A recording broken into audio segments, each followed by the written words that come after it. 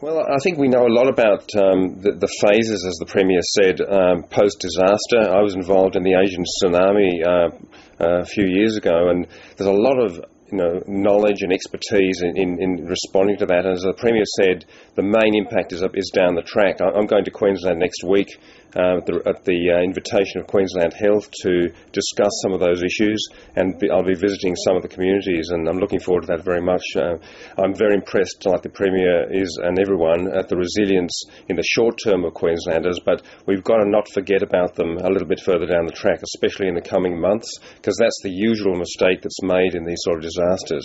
There is the need in the short term just to pull together, and there's a thing called psychological first aid, which is the important thing in the immediate post-disaster phase, where it's really the community leaders, just family and friends, and the whole country getting behind it. And that has a very powerful effect, as you say, that there are very intense emotions for the people most directly affected: the grief, the loss, the shock, the numbing that goes on in this stage. But then it's replaced by other emotions. Anger was mentioned, I suppose, a sense of terrible loss, and even depression.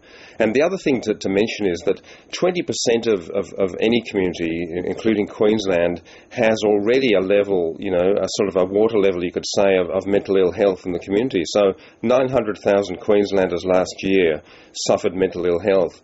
500 died from suicide. So we're experiencing this disaster on the back of a sort of a residue of mental ill health, which isn't being dealt with very well. So I think that gives us some pointers to what we need to do for the future. It's very good to focus on the immediate and not actually sort of dwell on the problem, especially in the early stages. And that's one of the mistakes that was made in disaster work in the past, this debriefing idea, which is actually practiced in individual crisis situations still all around the country with no evidence, and actually some evidence that it might be harmful. So we've definitely got to not do that, and I think everyone's really clear about that these days.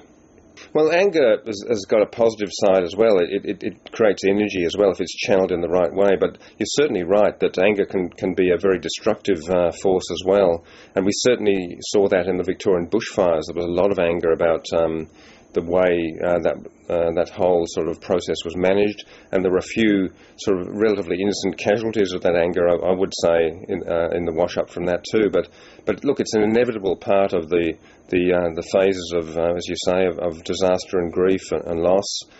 We just got to recognise that and absorb it and actually try to provide support and understanding to people as they work their way through it.